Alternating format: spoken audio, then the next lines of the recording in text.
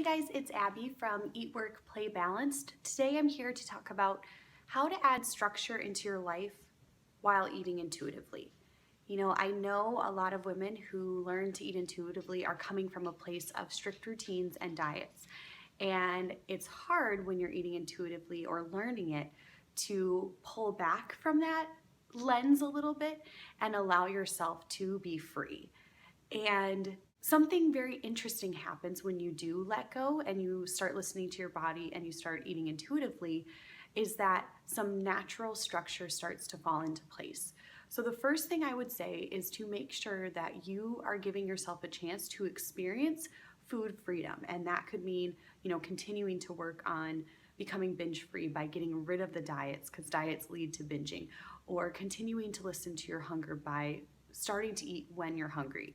Once you're at kind of a place that you feel comfortable, you feel like you're really tuned into your body for the most part, because nobody's perfect, that's when you'll start to realize that certain things start to form, almost these mini guidelines. They aren't rules and you're not rigid about them, but they just naturally start to happen.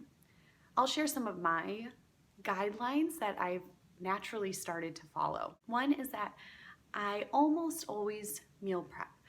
On Sundays before the week starts, I like to at least cook some kind of veggies that I enjoy. It's always food I enjoy and I look forward to eating. It's never food that I'm gonna feel forced to eat. So some yummy veggies. I like to make sure I have fruit and vegetables available, cut up and ready to go quickly. I have some kind of bar every week, whether it's homemade, which is very rare, or just store-bought Cliff Bars or whatever. I always like to have green juice, whether I make it freshly or get the organic suja. They have like the gallon of it. It's awesome. And I'll always prep some kind of meal, whether it's just like a Mexican dish of veggies, rice, cilantro, and spices, and all in olive oil, or something like that that's prepared that I can add a tortilla to. I can add more veggies if I want. I could put it in a quesadilla, something versatile and yummy. Another guideline I've started following and have been for a while is to have dessert every day. It was one of the things that really helped me get to a place of normalcy with food when I started this, was to allow myself to have the real deal ice cream or Reese's or candy or whatever every day, after dinner, and enjoy it and then move on. And this one guideline has really helped me be able to go to weddings or parties or whatever, and if there's a cake or cookies there, I don't stress about it because I know I allow myself to have that stuff every day. So unless it's something that I'm like, oh my gosh, that looks amazing, I've never made that before, I want to try it, it doesn't stress me out. And that's only because I truly let myself have dessert every day and I know I'm going to. Another place that you can add some structure, again without being totally rigid, is your morning routine. How do you wake up and start your day?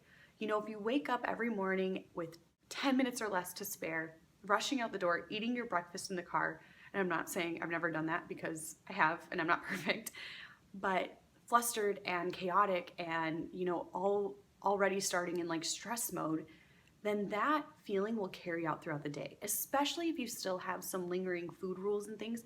That will just feed into that urgency or that chaotic, overwhelming food voice that you have going on. If you allow yourself to start with 10 minutes of calm and peace, maybe writing in your journal or doing a little stretching, or even just sipping on a cup of coffee calmly for a moment, it will completely change your outlook on food that day, your perspective towards your body and how you talk to yourself. And eventually over time, it makes huge changes. So for me, my morning routine is like a half hour to 45 minutes. Sometimes it's longer, sometimes it's shorter. I don't stress myself out over it. I just know I always like to have stuff as prepared as possible so that when I wake up, I can have a few minutes to myself and not feel like I have to go, stress out, and then just put myself in that high stress mode at 7 a.m. or whatever. The next place you could add structure that doesn't necessarily relate to food directly, indirectly it does of course, would be in your weekly schedule. When you sit down to look at your week, whether that's Sunday night or maybe it's Monday morning or whatever, check with yourself. Is there something that you are looking forward to that week? Is there something that's going to help you feel refreshed and rejuvenated on your schedule? If not, you've got to put something in there that is. Again, this is just like having a few minutes of peace in the morning before the day starts. This is something that shows you're worthy of feeling good and having things that are exciting in your lives that aren't related to food, that don't feed into that food obsession, right?